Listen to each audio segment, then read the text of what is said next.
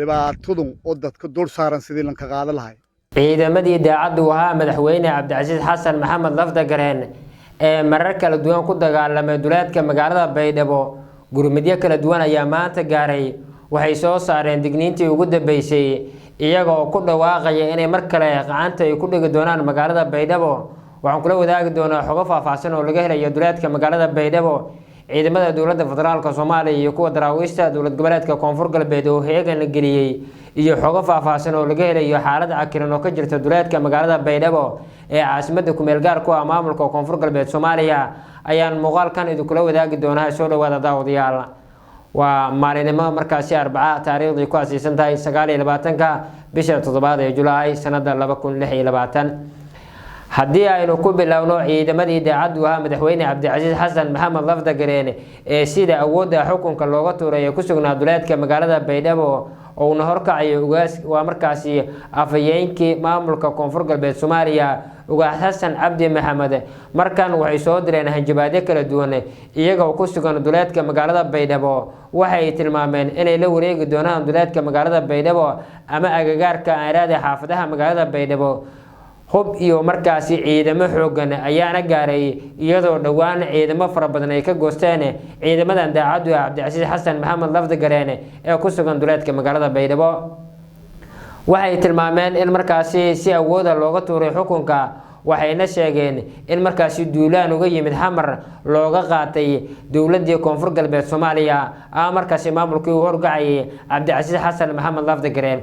Koonfur Galbeed markii laga saaray Cabdicasiis Xasan Maxamed Laftagareen waxaa ka dhacday doorasho markaasi uu ku soo baxay Sheekh Aadan Nuur Aadan Madoobe oo ah hogaamiyaha maamulka Koonfur Galbeed Soomaaliya balse waxaa ka horeeyay Jibriil Cabdirashiid Xaaji Cabdi oo markaasi loo magacaabay hogaamiyaha ku meel gaarka ee dowlad goboleedka Koonfur Galbeed Soomaaliya wixii inta ka dambeeyay ciidamadii daacaddu ah Cabdicasiis Xasan Maxamed Laftagareen marar kala duwan weerar ayay ku qaadeen magaalada Baydhabo dhawaan ayay ahayd markii ciidamo fara badan oo markaasi daacad u ah maamulka hero ee Koonfur Galbeed Soomaaliya oo horkacaya Cabdicasiis Xasan Maxamed Laftagareen iyo sidoo kale afayeenkii maamulkaasi ay markaasi ka goosteen ciidamo fara badan oo ku biiray dowladda federaalka ee Soomaaliya ee ka tirsan maamulka Koonfur Galbeed iyo sidoo kale ciidamada sida gaarka u tababaran ee dowlad goboleedka Koonfur Galbeed Soomaaliya shacabka ku nool maamulka Koonfur Galbeed Soomaaliya waxay sheegeen ciidamadan markaasi daacaddu ah Cabdicasiis Xasan Maxamed Laftagareen inay ka dulqaadi doonaan dhibaatooyinka ay sheegeen inay kala kulmeen duulaan kaga yimid xamar iyo sidoo kale waa markaasi dowlad waxay dhaheen dowladan uu horkacayo Sheekh Aadan Nuur Aadan Madoobe oo markaasi ay ku tilmaameen inaysan waxba ka jirin waxay tilmaameen inay ka qaadi doonaan dhibaatooyin ay sheegeen markaasi lagu hayo shacabka ku sugan magaalada Baydhabo ee caasimadda ku meel gaar ku ah maamulka Koonfur Galbeed Soomaaliya Koonfur Galbeed oo markaasi la kulantay weerar kala duwan ay ku qaaday dowladda federaalka Soomaaliya iyo dagaal markaasi kaga yimid ciidamadii isdifaaciyay ee dowladii uu horkacayay Cabdicasiis Xasan Maxamed Laftagareen haatan waxaa si rasmi ah gacanta uga haya Sheekh Aadan Nuur Aadan Madoobe oo markaasi ka taliya waxaana markaasi dhisay ciidamo kala duwan oo si weyn ula dagaalama ciidamadan daacaddu ah Cabdicasiis Xasan Maxamed Laftagareen isla Cabdicasiis Xasan Maxamed Laftagareen oo markaasi inta badan ku sugnaa magaalada Nairobi ee caasimadda dalka Kenya iyo markaasi taliyihii hore ee ciidanka asluubta General Mahad Cabdiraxmaan Aadan Taliishubo oo isna xukunka laga tuuray xilligii sida awoodda loola wareegay ama markaasi loogala wareegay Cabdicasiis Xasan Maxamed Laftagareen oo isaguna markaasi magaalada Nairobi kula biiray kolonyo hogaaminayo madaxweynaha maamulka Koonfur Galbeed Cabdicasiis Xasan Maxamed Laftagareen iyaga waxaa ka goostay ciidamo fara badan oo markaasi si weyn u difaaci jiray aagagay kaga sugan yihiin maamulka Koonfur Galbeed Soomaaliya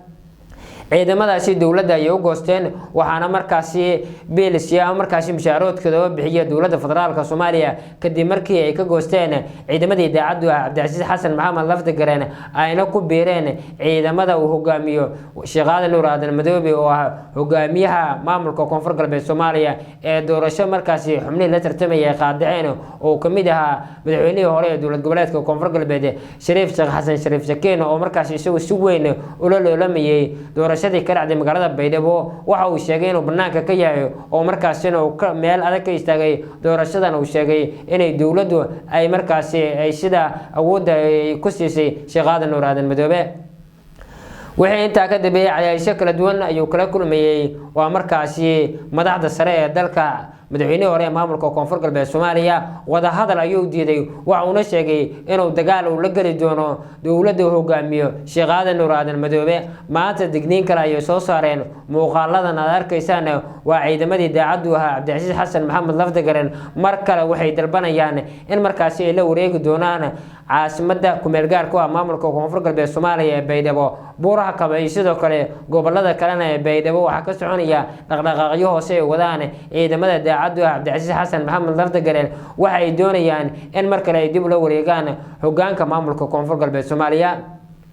waxay ku dhawaaqayaan erey ay kamid yihiin shacabka ama waxa markaasi duulaan xamar kaga yimid shacabka Baydhabo ee halaaga ku wada waxaan doonaynaa inaan ka saarno ee shacabka reer koonfur galbeed oo kaalay oo ciidankeena u imaada oo markaasi la garab gala ay ku hayaan waana ciidamadii daacadu ah Cabdicasiis Xasan Maxamed Lafdagaren waxay sheegeen in dhawaan ay qaadi doonaan guluf ka dhana ciidamada daacadu ah madaxweynaha dowlad goboleedka koonfur galbeed ahna hogaamiyaha dowlad goboleedka koonfur galbeed Sheekh Aadan Nuur Aadan Madoobe oo isagu ku sugan magaalada Baydhabo ee caasimada ku meel gaar ku ah maamulka koonfur galbeed Soomaaliya waxay tilmaameen in xilligan wixii ka dambeeyay tahay waqtigii si rasmi ah ee ula wareegi lahaayeen magaalada Baydhabo ee caasimada ku meel gaar ku ah maamulka koonfur galbeed Soomaaliya waxayna tilmaameen in markan gurmadyo kala duwan ay helayaan ayna qaadayaan abaabulkii iyo wararkii ugu dambeeyay oo ay doonayaan inay kula wareegaan magaalada Baydhabo ee caasimada ku meel gaar ku ah maamulka koonfur galbeed Soomaaliya lama oga halka xiisadu ay ku dambeyn doonto balse wararku waxay tilmaamayaan in ciidamadan markaasi ay diideen in wada hadal lala galo waxaana meesha ka baxday waanay wadeen odayaasha dhaqanka maamulka koonfur galbeed Soomaaliya taasoo lagu xalinayo in markaasi laga hor istaago ciidamadan daacadu ah Cabdicasiis Xasan Maxamed Lafdagaren ee iyagu doonaya inay weerar ku qaadaan ciidamadii daacadu ah markaasi ciidamada maamulka koonfur galbeed Soomaaliya koonfur galbeed waxa ku sugan ciidamada daraawiishta koonfur galbeed Soomaaliya iyo kuwa birmadka maamulka koonfur galbeed oo iyagu si weyn u ilaaliyo magaalooyinka waa markaasi maamulka koonfur galbeed Soomaaliya oo ugu horeyso caasimada Baydhabo xilligii Cabdicasiis Xasan Maxamed Lafdagaren laga saaray magaalada Baydhabo waxa uu markaasi garab ka helay ciidamada Itoobiyaanka ee ku sugan garoonka diyaaradaha Shaati Guduud ee magaalada Baydhabo ee caasimada ku meel gaar ku ah maamulka koonfur galbeed Soomaaliya waxa uu dalbaday in markaasi laga bixiyo halka madaxtooyada maamulka koonfur galbeed Soomaaliya oo ay markaasi xilligaasi ku arareysay dowladda federaalka Soomaaliya diyaaradaha dagaalka ee Turkiga ayaa la sheegay inay markaasi ay qayb ka ahaayeen weeraradii lagu qaaday ciidamadii daacadu ah markaasi madaxweynaha maamulka koonfur galbeed oo isagu ugu dambeyn dalbaday in laga saaro magaalada Baydhabo waxa uu gaaray magaalada Nairobi ee caasimada dalka Kenya warqad iscazilaada ayuu xilligaasi soo dhigay bartiisa baraha bulshada waxa uu sheegay in markaas lagu qasbay in warqadan uu soo dhigo bartiisa Facebook ee gaarka balse ugu dambeyn waa laga saaray waxa uu markaas ku dhawaaqay guluf ka dhana ciidamada daacadu ah waa markaasi ciidamada dowladda federaalka Soomaaliya hadaba waxyaabaha ka soo kordha xiisadan maamulka koonfur galbeed Soomaaliya oo markaan u muuqata in markaa iyo xiisad dagaal ay isku wajihi doonaan ciidamada daacadu ah Lafdagaren iyo kuwa dowladda iyo sidoo kale kuwa maamulka koonfur galbeed Soomaaliya halkan ayaa ka daawan doontaan muuqaalka la gareeyay meel dheer ragaasiya aartan daawanaysay aad baad mahadsantihiin